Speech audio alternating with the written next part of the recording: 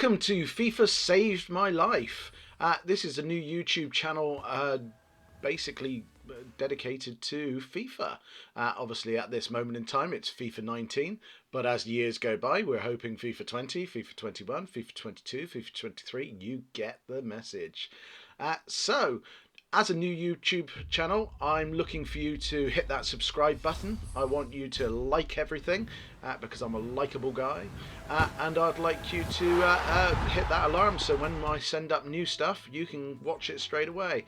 Now, I'm not saying I'm the only person who you should be watching on FIFA, and I'll tell you why in a minute, but one of the things that I have done over the last few months is I've watched an awful lot of these YouTube videos, and I have a lot of admiration for a lot of the guys out there. I think they're all absolutely brilliant. I follow a couple in particular. Probably AA9 Skills is a big, I'm a big fan of his. A lot of energy, really interesting stuff that he does as well, and has taught me a lot over the last couple of months. But probably the guy that I worship the most is MattHDGamer. Absolute legend. I follow him. I watch every one of his videos. He teaches me an awful lot. And I just want to say thank you. I wonder if you'll ever watch this, but if you do, thank you very much. And I'm going to put the links to anybody I do watch underneath after this. So yeah, but don't just watch me.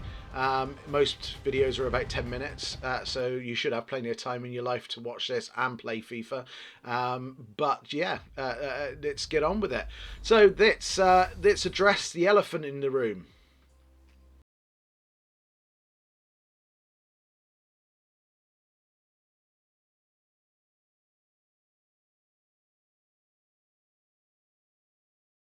The elephant in the room. FIFA Saved My Life.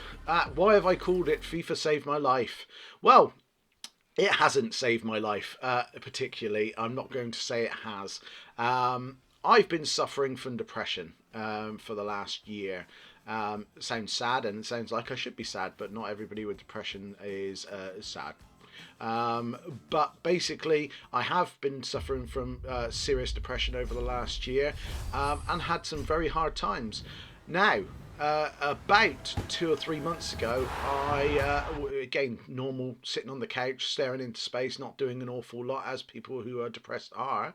And my son had left his PlayStation downstairs with a copy of FIFA in it. FIFA 19. So I turned it on and I thought, I did this many years ago. I played FIFA. I'll have a go, see what it does. And I heavily got into foot. I loved it. Absolutely brilliant. And FIFA did kind of save my life. It took my mind off things a lot. It gave me things to do. It gave me targets to do, to achieve, and to, players that I wanted to buy. So I had to get so many coins and earn them. I had to, go on to the weekend leagues. I like the SBCs. And it works perfectly for someone like me who'd been suffering from depression, because it gave me something to sort of aim for and to look forward to each day.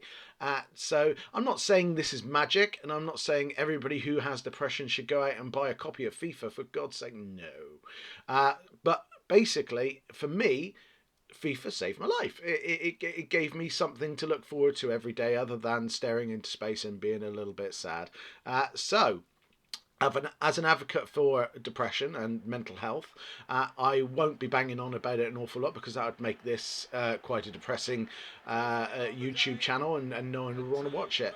But what I will say is there is people out there with depression. I will say that there's probably people watching this who's got depression, and don't be afraid to speak up. I'm stepping forward. I know there's a stigma about it, but I'm stepping forward. I'm going to say that I've got depression, and I'm looking to get better like everybody else is. It's a horrible thing. It's a real illness. A lot of people have it who try hiding it. And I'm imploring you now, I'm not a doctor or anything, but that's the people you need to talk to. My doctor's been amazing. I'm getting good treatment now. But yeah, you need to go to the doctors. You need to talk to them. You need to talk to a friend. You need to talk to whoever you feel comfortable with. But if you want to watch this and it makes you feel any better and it makes you feel like you're not alone, then I'm doing my job. I'm also going to list at the very end of this. Oh, there goes my mic. First mistake of the the show. I'm also going to list after this the Samaritans that do an amazing job and aren't just there for if you're feeling suicidal. They are there to just talk.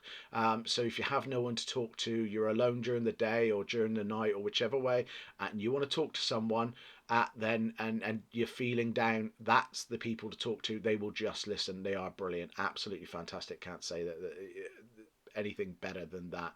You had an NHS helpline if you're feeling, again, suicidal and you don't want to talk to Samaritans, you don't see the point. Or again, obviously, make sure you talk to your doctor. But I'm going to leave all the all the phone numbers right at the very end of this show.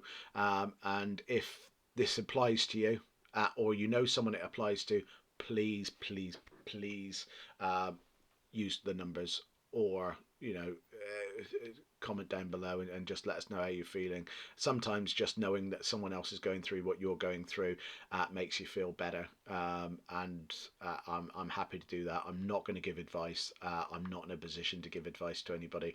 The only advice I would give is ask the professionals. They will help you.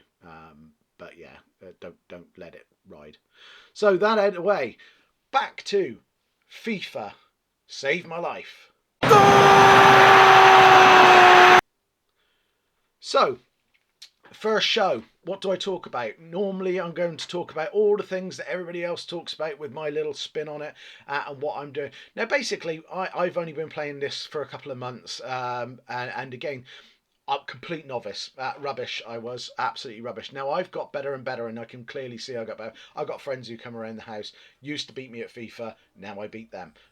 So I have had clearly time during the day to get better at FIFA, and now I feel I'm getting better. I qualify for a lot of the weekend tournaments. I do well. I used to celebrate if I won 2 games over the weekend tournament, got myself 3,000 coins and a pack. But basically now I'm winning 8 or 9, and I'm getting better and better all the time. I've just started.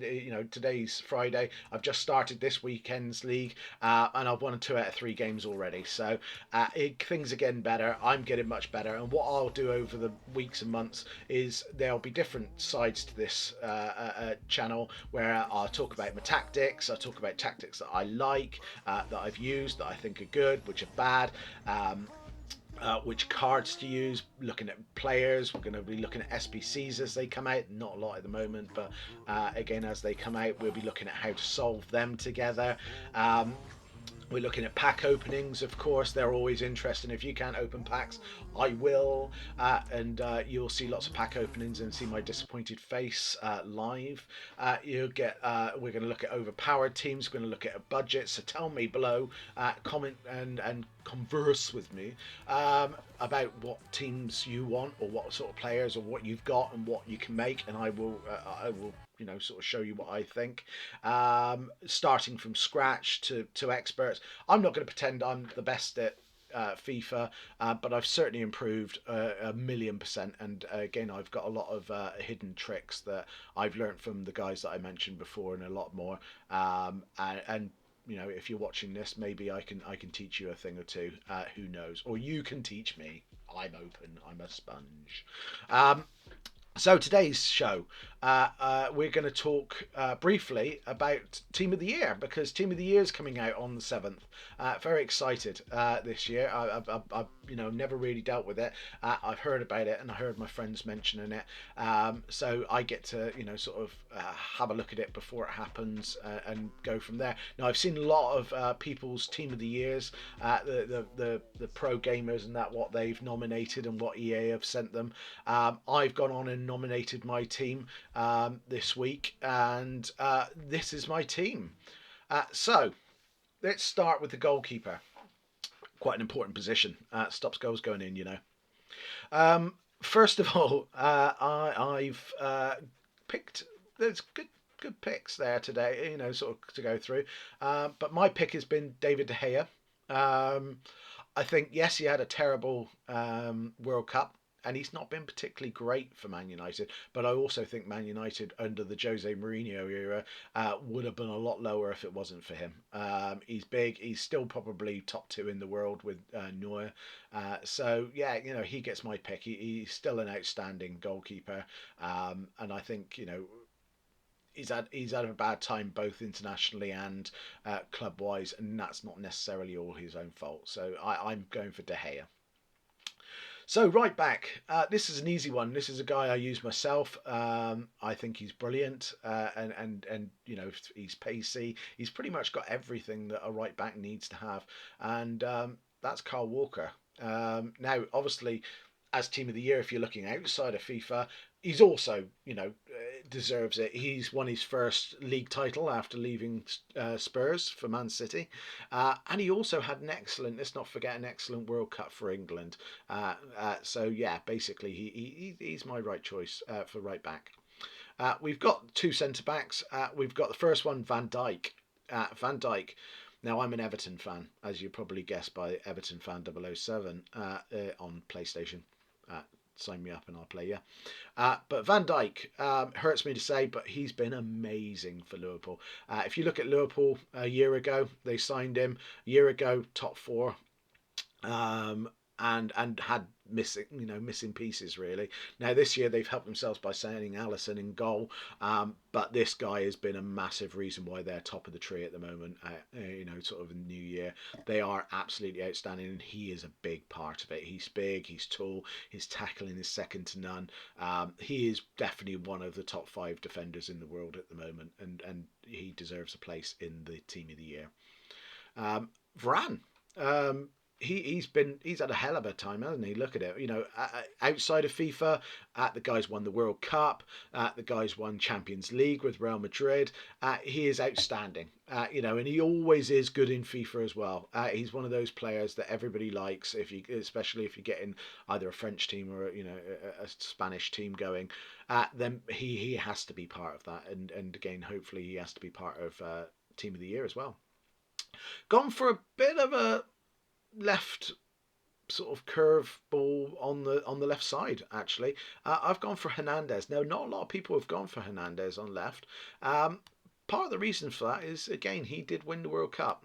He kept Danish at Everton out of the team. He got in the team, and he won a World Cup. So what a year. And also, again, for his club, he's doing excellent this season. So he's keeping a lot of clean sheets. So he hasn't stopped there. So yeah, that's, I think, a solid choice. But a lot of people are going for Marshmallow. And I don't blame them. He's fantastic, and I'd love that card if it does come that he actually goes into Team of the Year instead. But I think Hernandez deserves it personally. Going for midfield 3 now. Midfield 3, first one, De Bruyne. I think, again, this could have been Pogba. This could have been, De Bruyne. It is a real 50-50.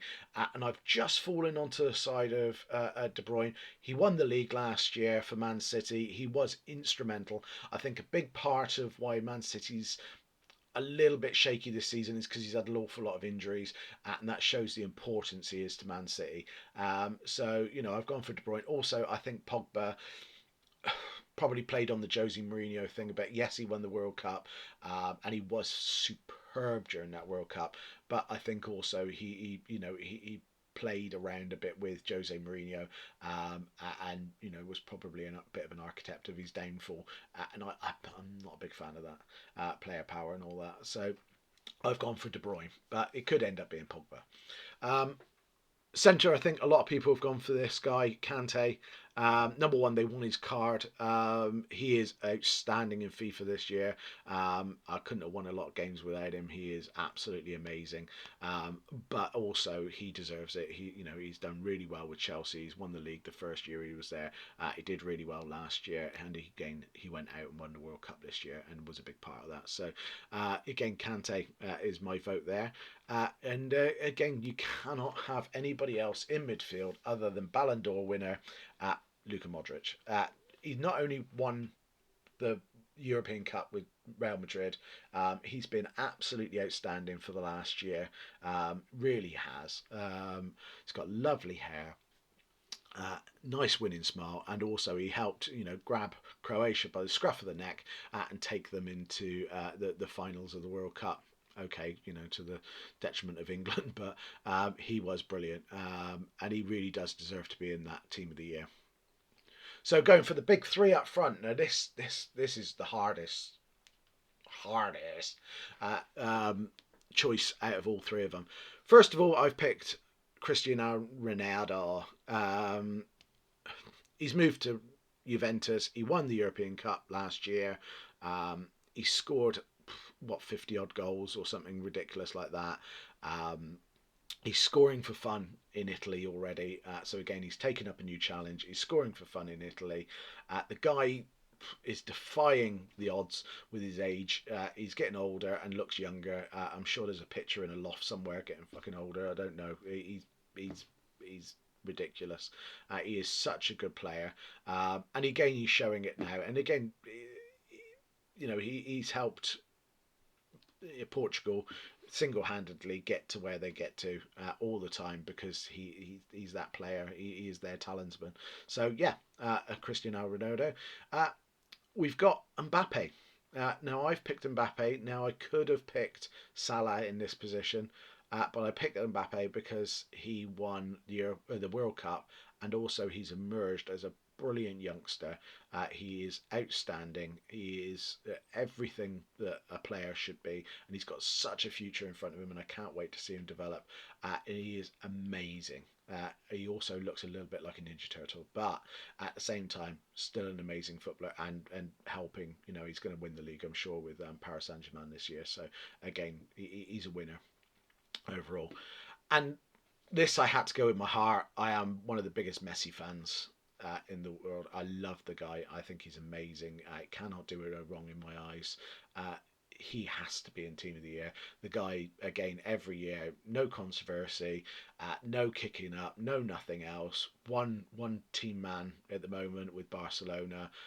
Again, Barcelona not doing so good. He's still rolling back the years and going out there and putting in performances and scoring goals in what we could say is a bit of a subpar Barcelona this season, but he's rolling up his sleeves and he's really showing what it is. And again, the guy is an outstanding, not a great World Cup, we all know that, but he is Messi, and he's probably one of the top three players in the world, and he deserves to be in Team of the Year. So that's my Team of the Year. What's your Team of the Year? Leave the comments below. Give me your Team of the Year. Tell me why you disagree with me. I'm sure you do. Football is a game of opinions. That's why we love it. So yes, leave your comments below. This is the end of FIFA Saved My Life for the first one. Hopefully you liked it. Hopefully you'll come back for more. Hopefully. So thank you very much. I will see you again. Ta-ta. Goodbye.